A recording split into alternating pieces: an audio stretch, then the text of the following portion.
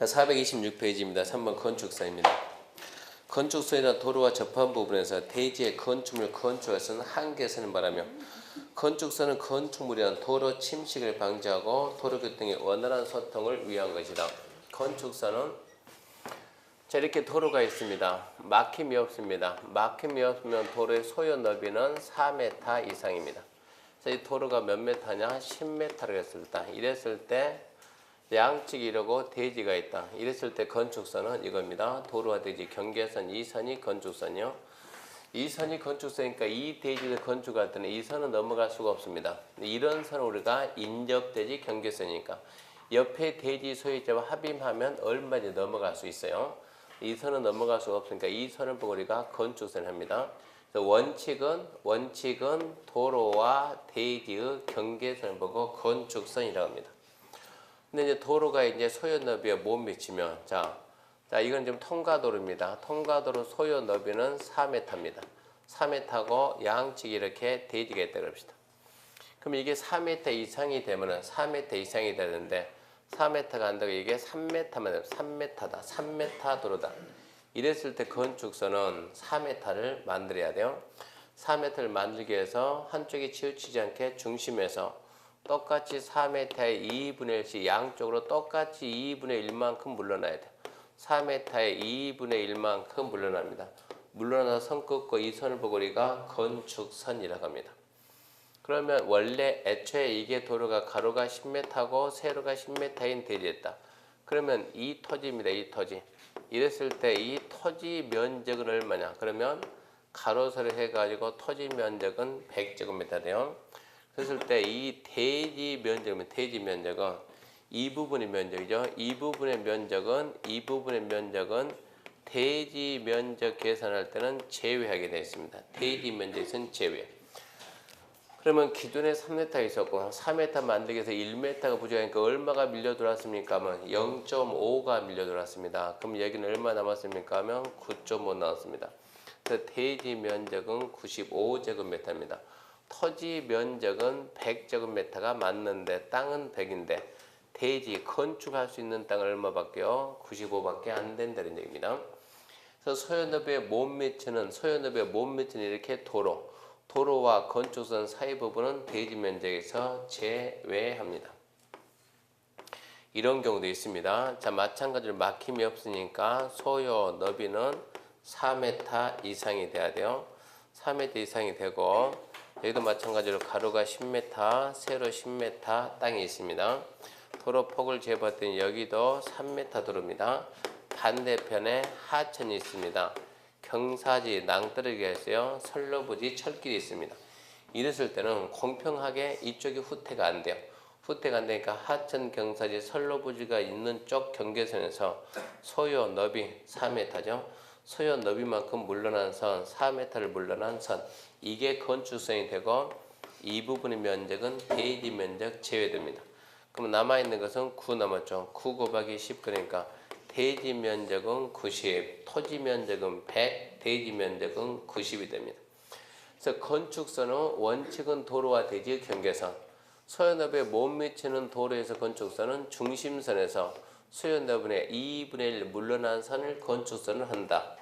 소요 너비에 못 미치는 도로 반대쪽에 하천, 경사지, 선로부지가 있으면 하천, 경사지, 선로부지가 있는 쪽에서 소요 너비에 상당하는 수평거리의 선을 건축선하고 소요 너비에 못 미치는 도로와 건축선 사이 부분, 이 부분은 대지 면적에서는 제외합니다.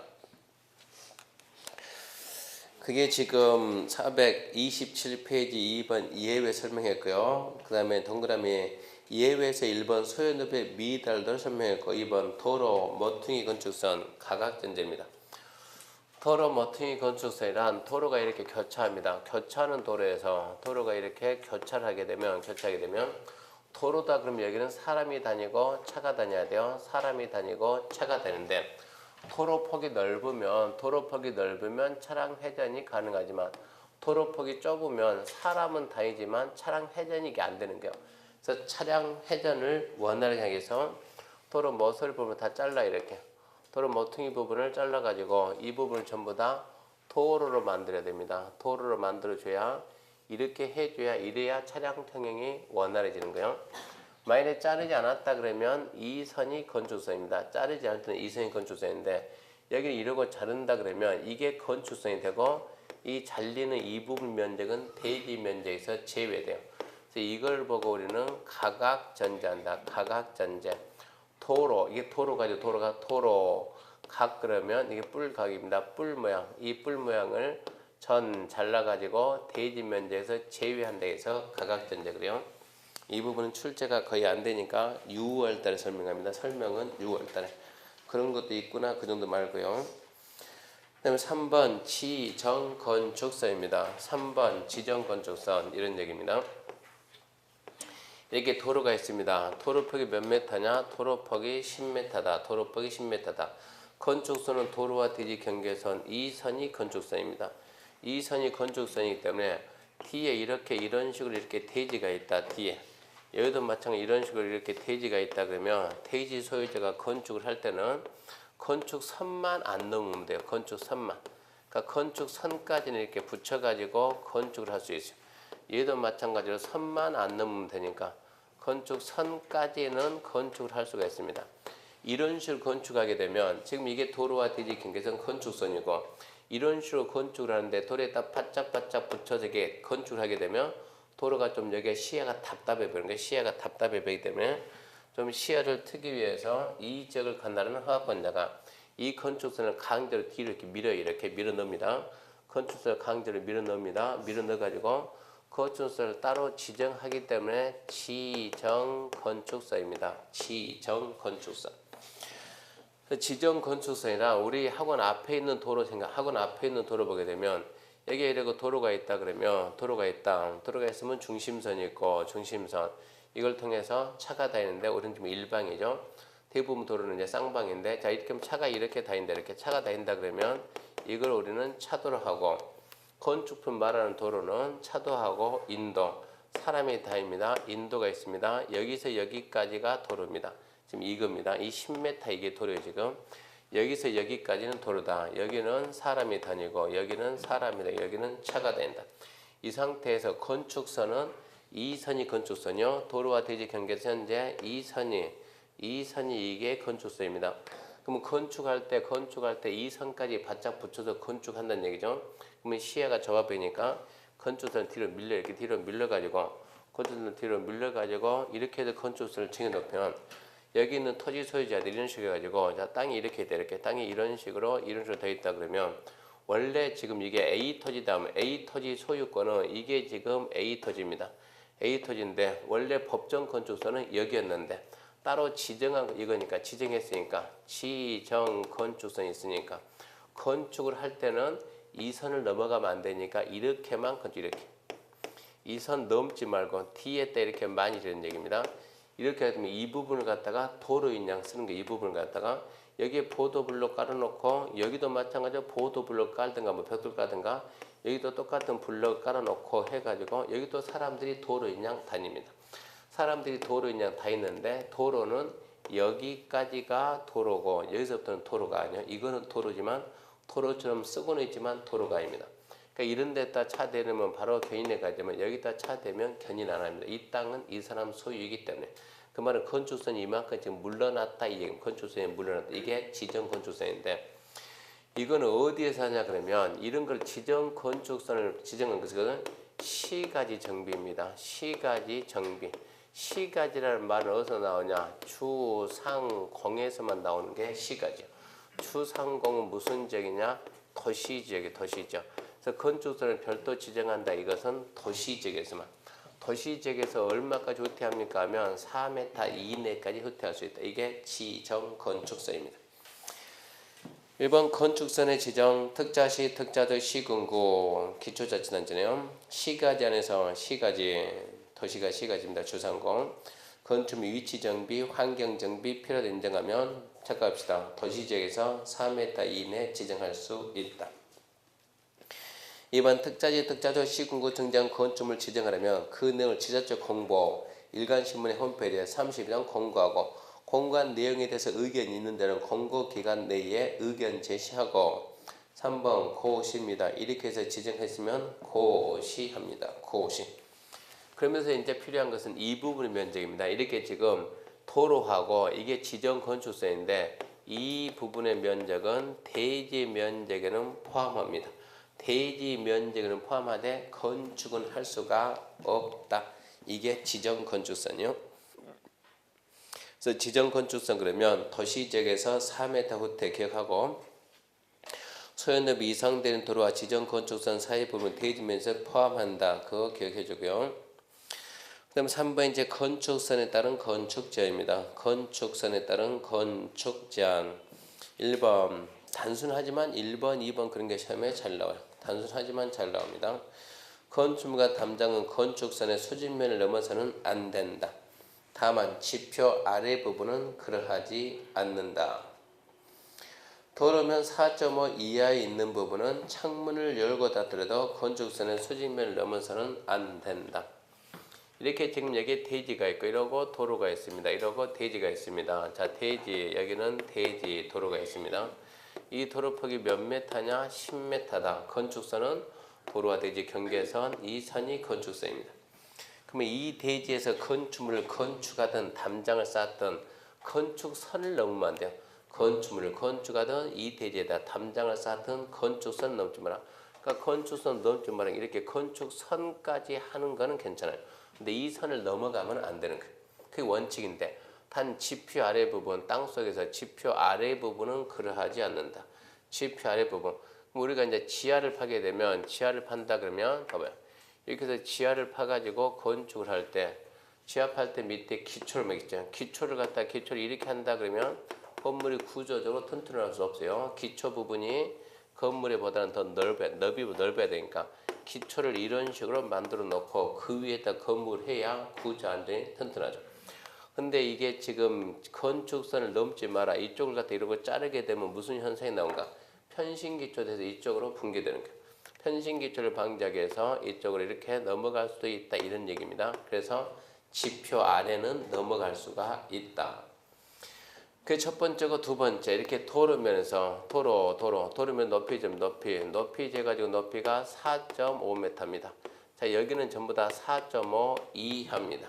건축물에는 반드시 창문이 있습니다. 창문이 건축물에는 창문인데 창문을 열고 닫았을 때 이 선이 건축선이요. 건축선을 넘어갈 수 있냐 없냐 이게 문제니까 여기는 건축선 넘어가도 괜찮아요. 여기는 건축선 넘어가면 안 되는 거예요. 4.5 이하는 창문을 열고 닫더라도 건축선 넘어가면 안 된다. 4.5라는 게 우리가 차 타고 다니든가 걸어 다니며 육교, 터널, 지하도 차량 통과 높이 제한입니다. 차량 통과 높이 제한 전부 다 4.5 이하 나옵니다. 4.5 이하. 도로에서 4.5 이하까지는 뭐가 다닌다는 얘기입니까? 하면 차가 다니고 건축선을 넘어갔으면 도로 밖으로 나왔고 도로 밖에는 차가 다니니까 창문을 열고 닫을 때 이 선 넘어가면 추돌의 위험이 있으니까 넘어가면 안 된다 이런 얘기요.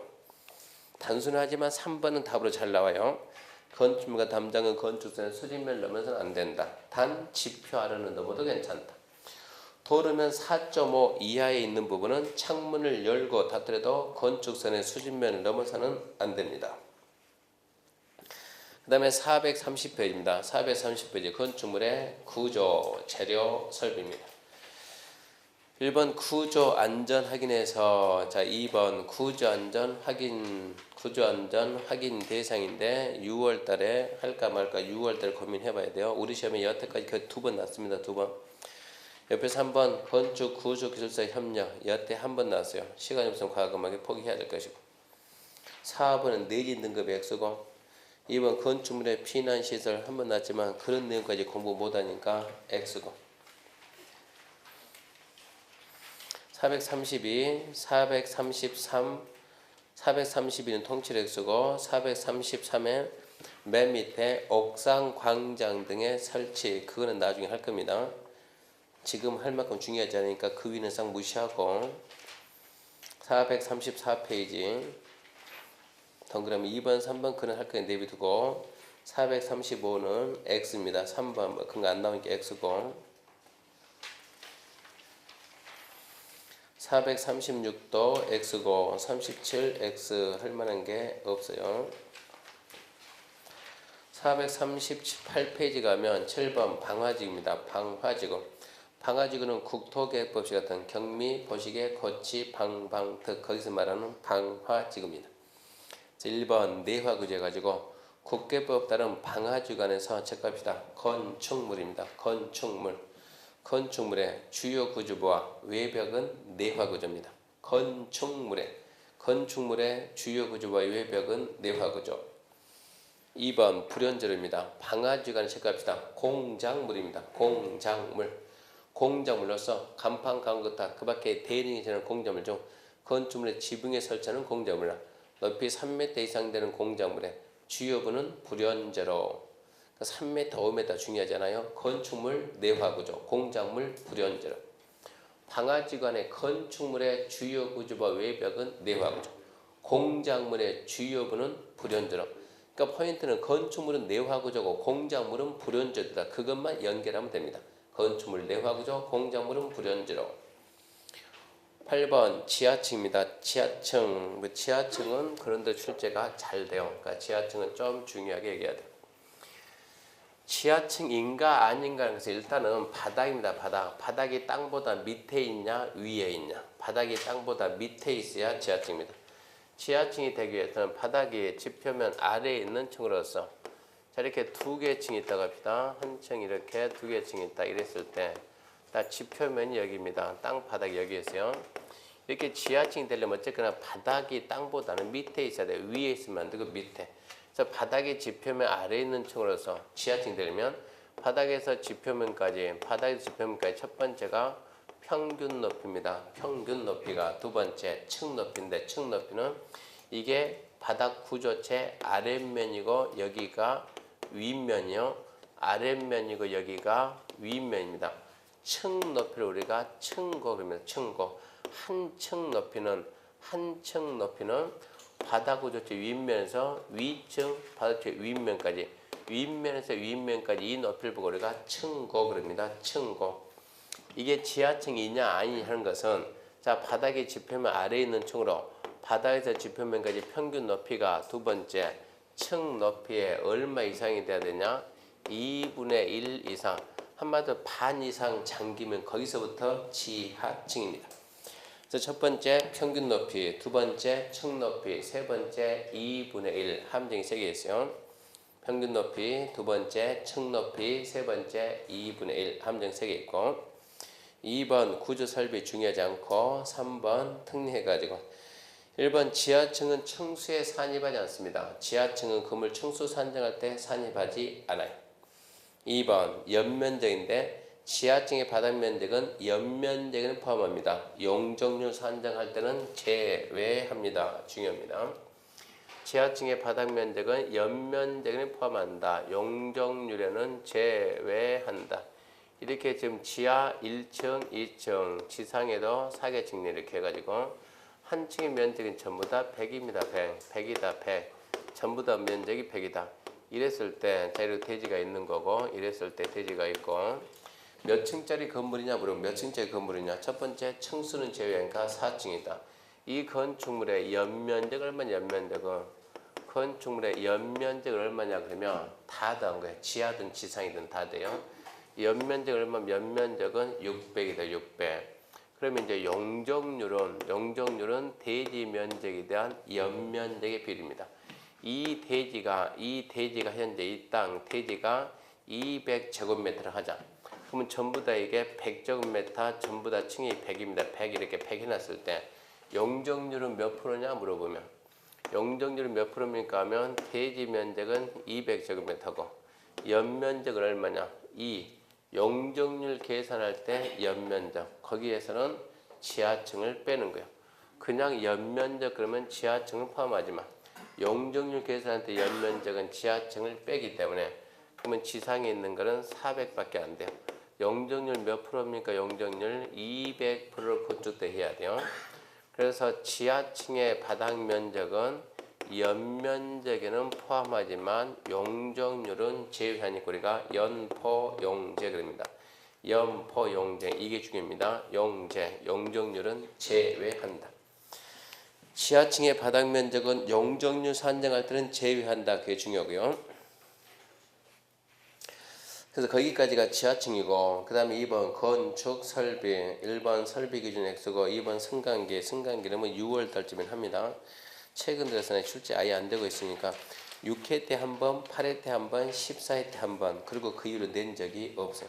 14회 내고 아직 안 냈으니까 뭐 12년, 13년 안 내고 있는데 나중에 한번 하기로 하고 440페이지 지능형 건축물은 X고 441페이지 건축물의 지역 지구안에 건축물 해가지고 1번 대지가 지역적 구에 걸쳐 있을 때 얘는 4월달에 얘는 국계법을 알고 난 다음에 하지 국계법 하기 전에 먼저 하면 안 됩니다. 4월달에 하고 그 다음에 이제 422페이지 건축물의 크기 제한 해가지고 건폐율과 용적률 단순하지만 잘 나와요. 근데 국토계획법 시간에 설명을 끝냈어요. 건폐율과 용적률에 관한 사항인데 국계법에 있는데 건축법에 왜 있는가?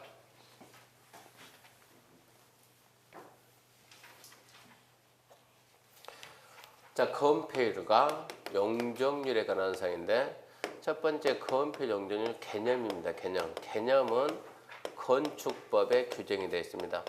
건폐율이 뭐고 용적률이 뭐다. 그 개념은 건축법에 규정되어 있고 두 번째 최대 한도 기준이죠. 기준. 이 최대 한도 기준은 이게 국토계획법에 규정이 되어 있어요. 이게 이원화되어 있어요.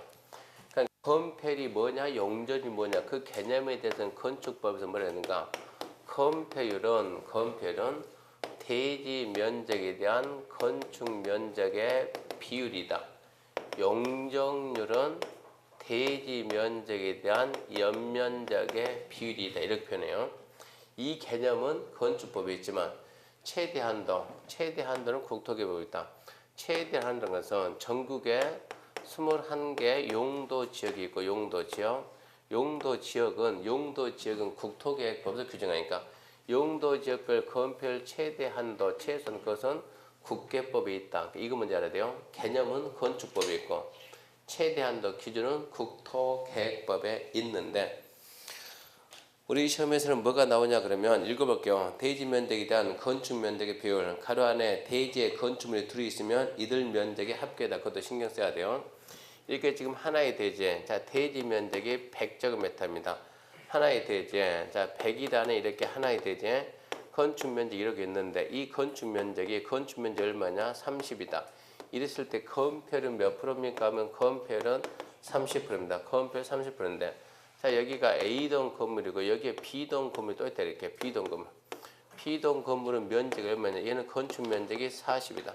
그러면은 A동만 있다 그러면 건폐율이 30%고 B동만 있다 그러면 건폐율이 40%인데 하나의 대지에 건축물이 둘이 이상 있으면 이들의 합계입니다. 합계.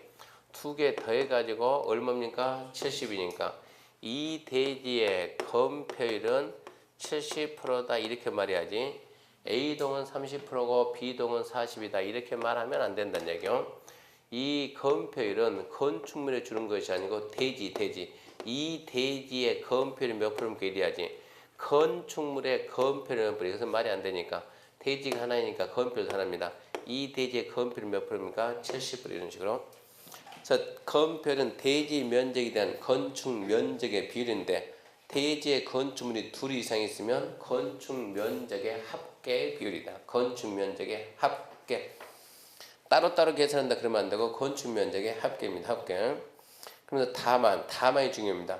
이 법에서 기준을 완화, 강화, 적용적 규제하면 그에 의한다.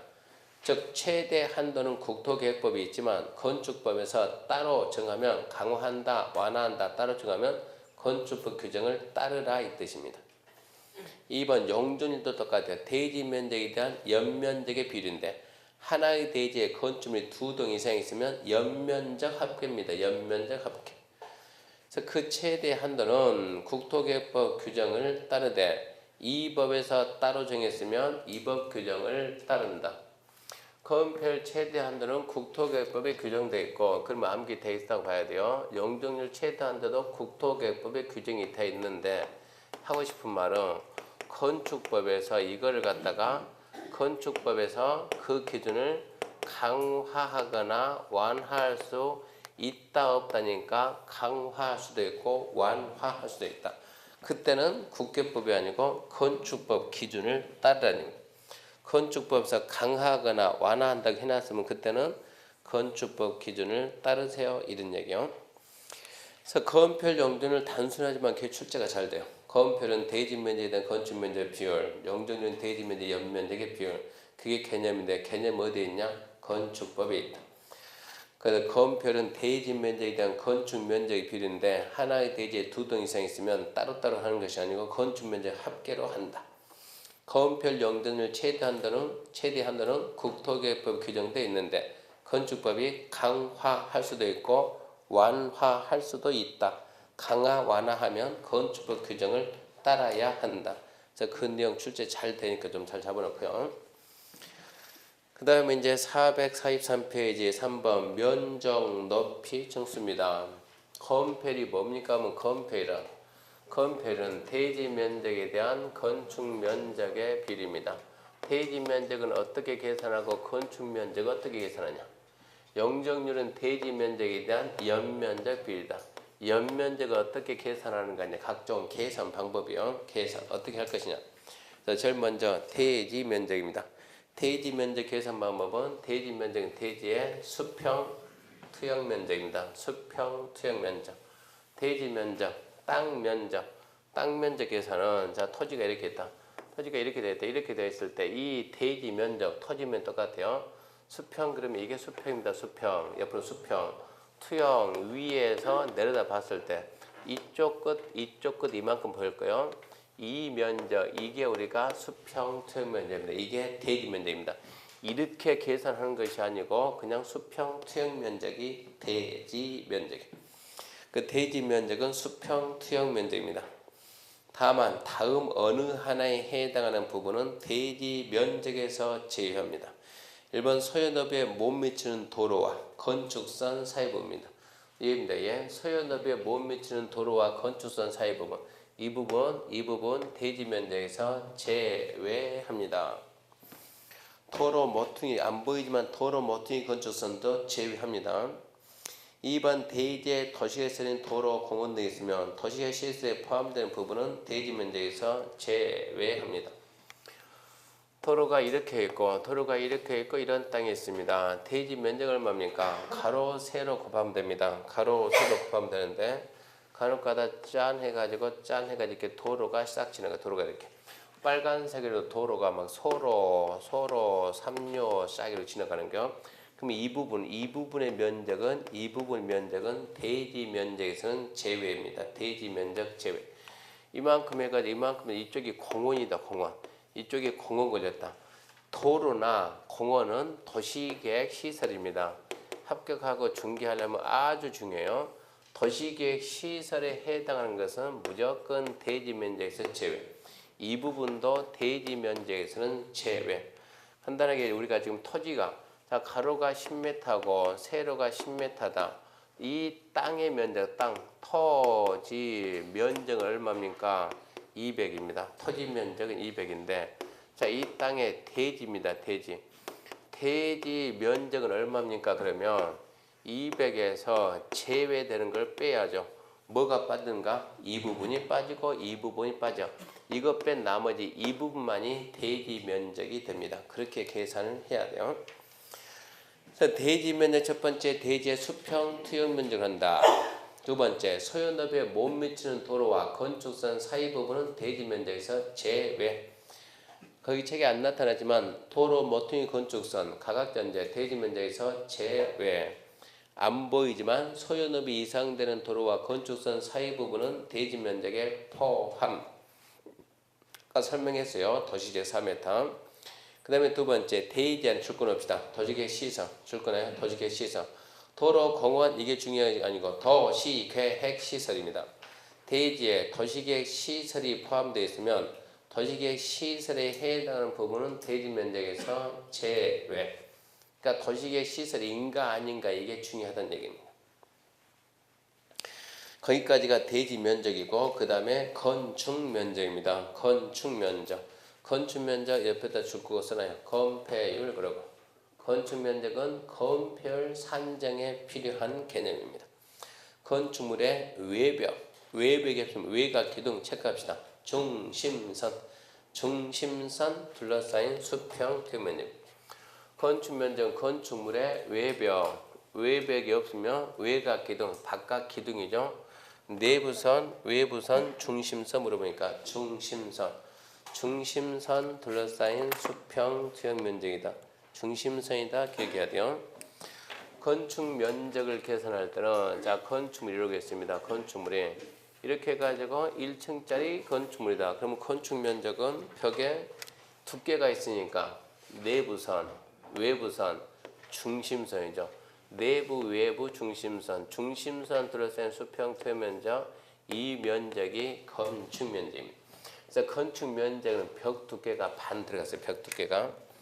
근데 건축물이 자 2층입니다. 2층 이렇게 해가지고 2층짜리 건물이요.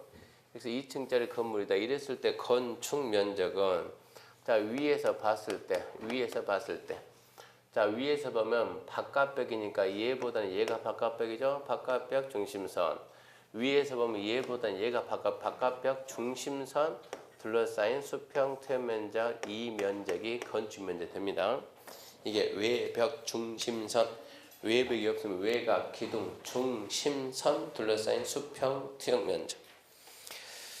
근데 이제 박스 보면서 자 처마 차양 부연 그밖에 비슷한 것에서 외벽 중심선에서 수평거리 1m 이상 도출된 부분이 있는 건축물의 건축 면적은 돌출된 끝부분으로부터 다음 구분에 따른 수평거리 후퇴한선으로 둘러싸인 부분의 수평 투영 면적이다. 처마차양 미리 말하지만 중요하지 않습니다. 출제 거의 안 돼요. 혹시나 처마차양 그러면 이런 얘기입니다. 이렇게 건축물 이렇게 있는데 이랬을 때 건축 면적은 중심선 둘러싸인 수평 투영 면적인데 처마가 튀어나와요. 처마가 이렇게 튀어나와가지고 처마가 튀어나왔을 때 이랬을 때 건축 면적은 위에서 보면 처마 부분이 대지를 점유하고 있는 거예요. 그랬을 때 건축 면적은 자 튀어나온 게 얼마 튀어나왔는가 중심선에서 원래는 중심을 잘라야 되는 게 튀어나오는 게 얼마만큼 밖으로 튀어나가는 걸 봅니다. 1m 이상 나왔냐 안 나왔냐 1m 이상이 되냐 안 되냐 1m 미만 튀어나왔다 그러면 처마 없다 무시하고 중심선을 자르면 돼요. 근데 1m 이상 나오면 끝에서 안쪽으로 이제 후퇴게 일정 거리 이렇게 후퇴 들어가는데 일정 거리를 후퇴한 선으로 둘러싸인 수평 투영 면적 이거를 건축 면적이라 하는데 그러면 얼마가 튀어나왔을 때 이게 지금 얼마가 튀어나왔을 때 끝에서 얼마를 후퇴할 건가 이 부분을 암기하는 건데 이게 아직까지 출제가 안 되고 있으니까 중요한 부분은 아닙니다. 첫 번째가 뭡니까? 첫 번째가 사찰 4 축사 3, 한옥 2, 기타 1. 자, 이 건물이 사찰이다. 사찰은 4m. 두 번째 축사는 3m. 세 번째 한옥은 2m. 네 번째 기타 건물은 1m 얘기입니다. 무슨 얘기냐? 여기에다 뭐 짓고 있어요? 사찰 절이다. 사찰이다 그러면 처마는 중심선에서 얼마만 빼라? 4m만 빼라는 얘기입니다. 4m만. 4m보다 더 빼게 되면은 4m를 넘어간다. 만약에 이게 사찰인데 튀어나온 게 얼마 튀어나왔는가? 5m가 튀어나왔다 그러면 끝에서 4m가 건축 면적에서 제외. 1m는 건축 면적에 포함. 1m가 건축 면적에 포함된다. 그 말은 실내 면적이 줄고 실외가 1m 생겼다. 실외에다 1m만 어디 쓸 거냐 이런 얘기예요. 그러니까 지금 사찰이 4다는 것은 사찰은 중심선에서 처마를 몇 m까지 뺀다 그러면 4m까지만 빼라 이런 얘기입니다. 축사는 3m까지만 빼고 한옥은 2m만 빼고 기타는 1m만 빼라. 그것보다 더 빼게 되면 실내 면적이 준다 이런 개념이요. 자 2번입니다. 다음의 경우에는 건축 면적에 산입하지 아니한다. 지표면에서 1m 이하에 있는 부분 지표면 1m 이하 건축 면적 제외입니다. 쫙 해가지고 건축물이 있습니다. 건축물이 건축 면적은 외벽, 중심선 둘러싼 수평 투영 면적 이게 건축 면적입니다. 근데 옆에 봤더니 쫙 봤더니 옆에 이러고 건물이 떠 있습니다. 건물이 있는데 자 이만큼에서 이러고 있습니다. 위에서 보게 되면 당연히 보이는 거예요. 위에서 딱 내려다 봤을 때 보이는 부분이 건축 면적이니까. 근데 이 부분의 높이를 재했더니 이 부분의 높이가 1m 이하다. 1m 이하 이런 부분은 건축 면적에서 제외한다. 지표면 1m 이하는 제외인데 이 건물이 뭐냐? 창고다 창고. 이거 왜 만들어냈냐? 차 접안하려고. 물품을 갖다가 싣고 내리고 물품을 입고 출고 싣고 내리고 하려고 차를 접안하기 위해서 만드는 부분이면 그때는 1이 아니고 1.5m 이하까지 제외한다 이 얘기입니다.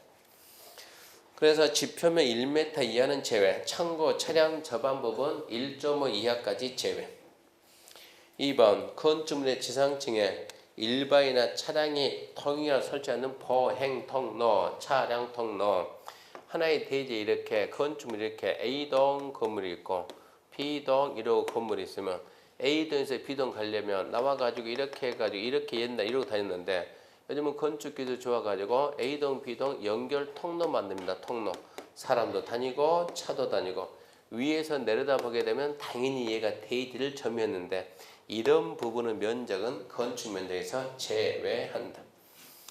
3번 건축물의 지상층에 설치한 4번이죠. 4번 2번 X입니다. 4번 지하주차장의 경사로 지하주차장 경사로 그러면 이게 지하층 들어가려면 지하층 이렇게 들어갔을 때 경사로 만들어 놓은 거 있어요. 이런 부분은 위에서 보면 보이지만 제외. 5번 건축물 지하층 출입구 상부 지하층 들어가는데 출입구 상부 비 들치지 말라고 삐쭉 튀어나온 부분인데 이렇게 튀어나온 부분 그것도 제외. 6번 생활 폐기물 보거나 음식물 쓰레기 수거함 의류 수거함 제외. 7번 X. 8번 봅니다. 8번 장애인, 노인, 임산부 등의 편익 증진 보호장에 관한 법률 시행령에 따른 장애인용 승강기, 장애인용 에스컬레이터, 휠체어 리프트, 경사로 승강장은 제외. 9번 그런 것은 안 나와요. 그래서 제외되는 거 1번 알아야 돼. 1번 암기 좀 해 숫자 때문에. 지표면 1m 이하 제외. 창고 차량 접안 부분이면 1.5 이하까지는 제외. 나머지 내용은 들어본 격이 있든가 없든가 전부 다 제외입니다. 제외를 써놨지 포함을 안 쓰네. 지상층 설정한 보행 통로, 차량 통로 제외. 들어본 격이 있든 없든 제외. 지하주차장 경사로 제외. 포함되는 부분을 쓰진 않아요. 지하층 출입구 상부 제외. 생활 폐기물 보관함 제외. 장애인용 승강기, 장애인용 에스컬레이터, 휠체어 리프트, 경사로 승강장은 제외됩니다. 거기까지가 건축 면적입니다. 그래서 건축 면적을 알아야 우리가 대지 면적을 알고 건축 면적을 알아야만 건폐율 계산합니다. 그래서 건축 면적은 건폐율 산정에 필요한 개념입니다. 그거 알고. 3번 바닥 면적입니다. 바닥 면적 건축물의 각층 또는 일부로서 벽기둥 중심선 둘러싸인 수평 투영 면적입니다.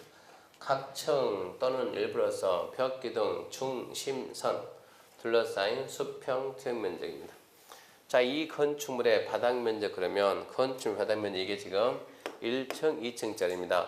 1층의 바닥 면적 이게 1층입니다. 1층 벽기둥 중심선 둘러싸인 수평 투영 면적 이것은 1층의 바닥 면적이 될 것이고 2층 벽기둥 중심선 둘러싸인 수평 투영 면적 이 부분의 면적 이것은 2층입니다. 2층의 얘는 바닥 면적이 될 것이고 빨간색 이것은 건물 위에 전체 내비에는 건축 면적이 될 것이고 그래서 건축 면적하고 1층 바닥 면적은 같은 개념이 아니다라는 걸 느껴야 되고 그래서 바닥 면적은 각층 또는 각층 일부 또는 전부로서 벽기둥 중심선 둘러싸인 수평 투영 면적입니다. 이게 지금 1층이고 이게 2층이라 합시다. 1층은 전부 다 슈퍼를 씁시다. 슈퍼. 2층은 4개를 이렇게 나눕시다. 나눠가지고 자, 이쪽은 당구장하고 여기는 학원하고 중개사무소 갑이 들어가 있고 중개사무소 을이 들어가 있고 1층의 바닥 면적은 그냥 바닥 면적이라고 표현하면 안 되고 그냥 바닥 면적이 아니고 무엇의 바닥 면적? 1층의 바닥 면적, 슈퍼 바닥 면적, 당구장 바닥 면적, 뭐뭐의 바닥 면적. 1층 바닥 면적은 1층 벽 기둥, 중심선 둘러싸인 수평토 면적. 이게 1층의 바닥 면적이면서 슈퍼 바닥 면적입니다. 그러니까 슈퍼 바닥 면적은 그 층의 전부가 됩니다. 자, 학원의 바닥 면적은 그 층의 전부가 아니고 일부입니다. 이 부분만 학원의 바닥 면적이 됩니다. 중개사무소, 여기는 중개사무소 을의 바닥 면적입니다. 여기는 중개사무소 갑의 바닥 면적입니다. 우리가 건축물의 종류는 현재는 몇 가지가 있습니까? 하면 현재는 28가지. 조금 더 있으면 하나 더 들어오니까 29가지 되는데 아직까지 안 들어왔어요. 들어오게 해놓고 현재는 28가지인데 28가지 용도 분류할 때 중개사무소는 바닥 면적 합계입니다. 바닥 면적 합계 500을 기준해 가지고 500제곱미터 미만이면 2종 근생이고 500제곱미터 이상이면 그때는 얘가 업무입니다. 업무로 가는데 바닥 면적 합계니까 여기서 중개사무소는 자 얘는 중개사무소 을 바닥 면적, 중개사무소 갑 바닥 면적. 갑이 먼저 계속 갑이 중개사무소 낼 때 뭘 했는가? 이 면적이 바닥 면적 300이다. 그러면 갑은 중개사무소 낼 때 뭐를 냈는가? 2종 근생 냈는데 두 번째 을도 바닥 면적이 300이다. 을도 중개사무소다. 그러면 을부터는 이제 찍힐 뒤에는 뭐로 나온다고? 얘는 업무로 나옵니다. 그래서 이런 걸 보고 우리가 바닥 면적 합계입니다. 바닥 면적 합계. 그래서 먼저 바닥 면적의 개념을 먼저 알고 건축물의 각층 또는 일부로서 그 건축물의 각층 또는 일부 그 말씀 것은 무슨 용도로 한 층을 다 쓸 거냐. 이렇게 슈퍼처럼 한 층을 다 쓴다 그러면 전부가 되죠. 이거는 학원은 일부만 되죠. 학원의 바닥 면적이고 슈퍼 바닥 면적이니까. 그러니까 각층 또는 일부로서 벽 기둥 포인트는 중심선 둘러싸인 수평 층 면적이요. 다만 다음 하나에 해당하는 경우는 제외한다. 1번 벽 기둥에 구획이 없는 건축물은 벽 기둥에 구획이 없다. 주유소입니다. 주유소. 자 가가지고 기둥이 있고 기둥이 이렇게 지붕만 있습니다. 벽 기둥에 구획이 없다. 이런 것들은 지붕 끝에서 안쪽으로 1m, 지붕 끝에서 안쪽으로 1m 후 태안선으로 둘러싼 수평 투영 면적 이게 바닥 면적이요. 끝에서 1m 뺀다.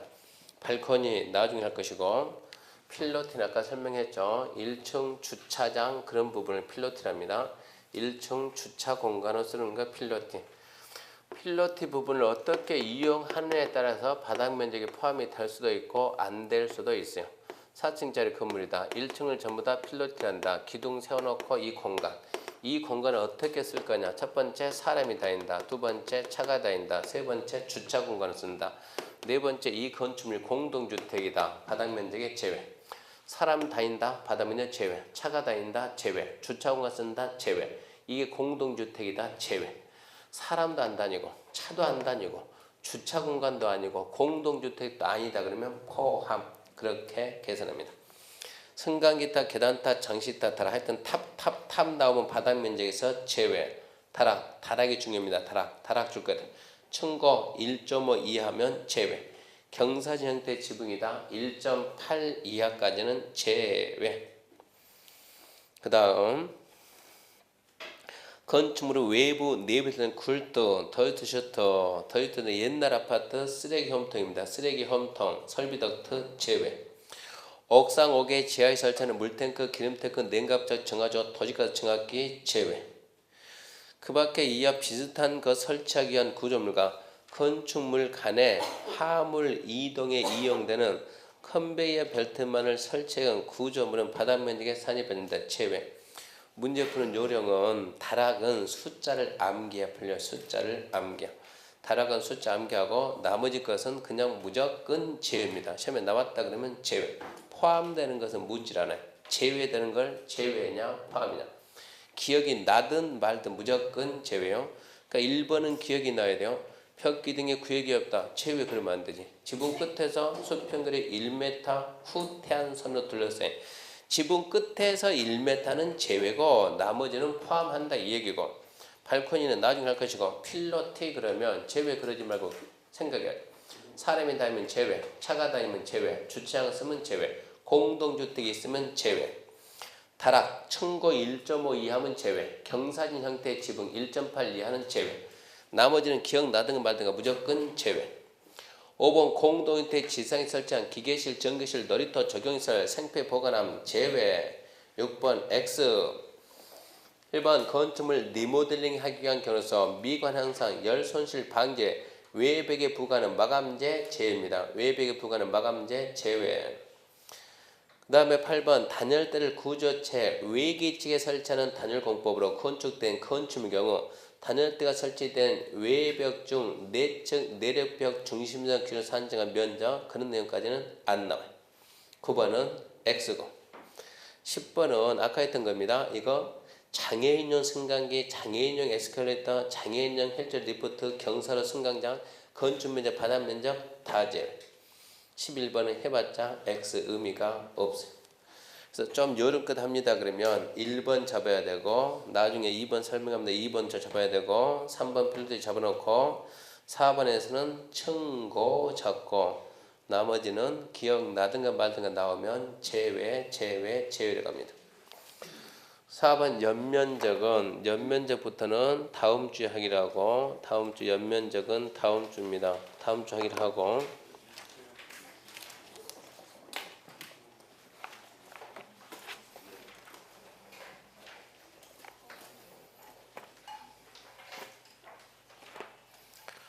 도정법 개정된 거 하나 수정할 테니까 도정법 다시 펴보세요. 도정법 주택조합의 동의 기준이 바뀌었습니다. 주택조합의 동의 기준이 1월 28일 날 바뀌었어요. 1월 28일 날 바뀌고 3월 2일부터 적용한다고 하니까 그걸 좀 바꿔야 될 것 같아요. 그래서 어디 있는가? 302페이지입니다. 302페이지.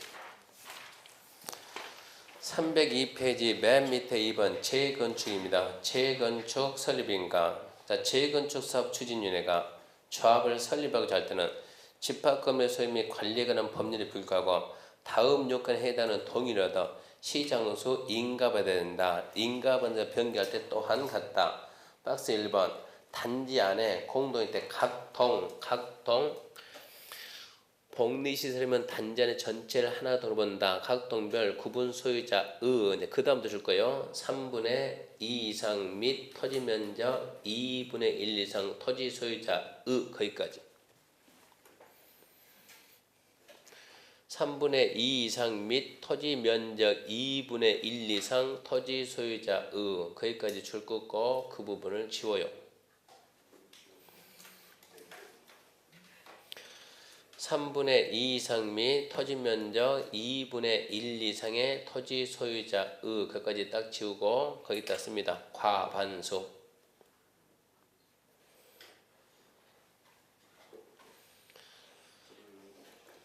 다시 읽어봅니다. 1번 주택단지를 공동주택 각 동별 구분 소유자 과반수 동의입니다. 과반수 동의. 동별 구분 소유자 과반수 동의. 동별 구분 소유자 과반수 동의. 2번 단지 안에 전체 구분 소유자 4분의 3 이상과 토지 면적 4분의 3 이상. 그러니까 1번이 바뀌었어요. 1번이. 재건축 주택단지 그러면 평소에 앞전에 암기할 때 그랬죠. 재건축 주택단지 그러면 동 3분의 2, 2분의 1 플러스 전체 4분의 3, 4분의 3 이러고 암기했는데 이 부분 몇 개 있으니 이 부분이 이 부분이 전부 다 과반수. 이게 없어지고 그냥 과반수입니다. 과반수. 이 부분이 개정됐으니까 그 부분만 정리 좀 해놓고 암기할 때 좀 그렇게 다시 해야 됩니다. 자, 여기까지 하고 오늘 수업 마치겠습니다. 수고하셨습니다.